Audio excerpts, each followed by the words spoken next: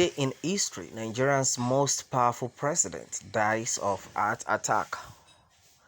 On June 8, 1998, which is precisely 22 years ago, Nigerian military ruler General Sani Abacha was confirmed dead.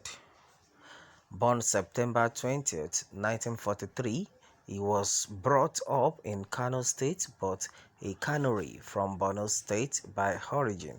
He is regarded as the first and only military leader who never skipped a rank to become a full-star general, and his military ascendancy include Second Lieutenant, commissioned 1963, Lieutenant 1966, Captain 1967, Major 1969, Lieutenant Colonel 1972, Colonel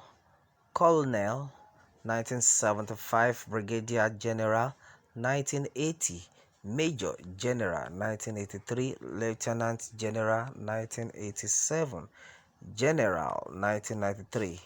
He is credited with assisting Ibrahim Babangida in overthrowing Shehu Shagari from office during the later second civilian presidential term in 1983. The bloodless coup of December 31st, 1983 resulted in the installation of Muhammadu Buhari as Nigeria's leader and the promotion of Abacha into the rank of brigadier in the Nigerian army.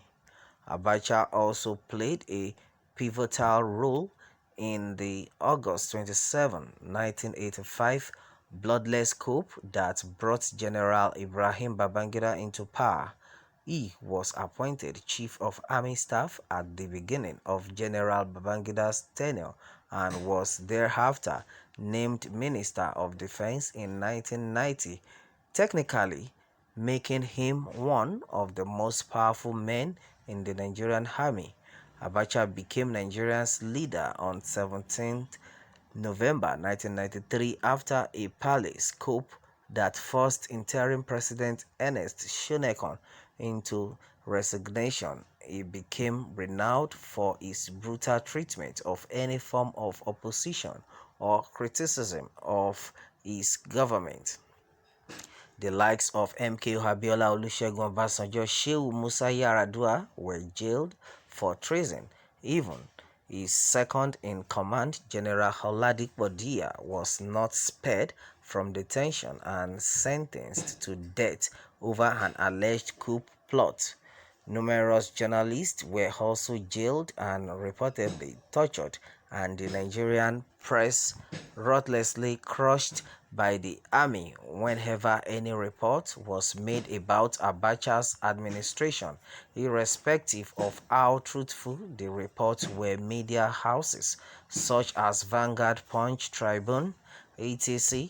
were repeatedly shut down whenever he was displeased by any of their publications. One of his most brutal acts was the imprisonment, hasty trial, and gruesome execution of prolific writer and activist Ken Saro Wiwa alongside 8 other agony activists who, alongside thousands of agonists, protest against the environmental exploitation of their region by foreign petroleum companies. Despite calls from international bodies, human rights groups, and individuals such as South Africa's President Nelson Mandela for their release, Abacha didn't budge and ensured they were executed by hanging. This led to several international sanctions and a strain in diplomatic relationships between Nigeria and other countries, including Nigeria's suspension from the Commonwealth of Nations. Though Abacha promised to restore civilian rule to Nigeria, it became obvious it wasn't part of his agenda, and in April 1998, the 5 political parties formed in his regime were coerced into nominating him as their sole presidential candidate. a move which made an election that would usher in a democratic civilian leadership impossible. Abacha reportedly died on 8 June 1998 in his Aso Rock presidential villa, though it was officially announced that the cause of his death was a sudden heart attack. It was rumored and widely believed by many Nigerians that he was poisoned by two Indian prostitutes. He was 54 years old at the time of death. Wow, this is serious. The report gotten from this news that has just been read was very bad against this man Abacha, because a lot of people had been of the opinion that this man was not a very good man when he was alive, that in fact he is not a man that should be wished rest in peace, because he really killed and destroyed a lot of people.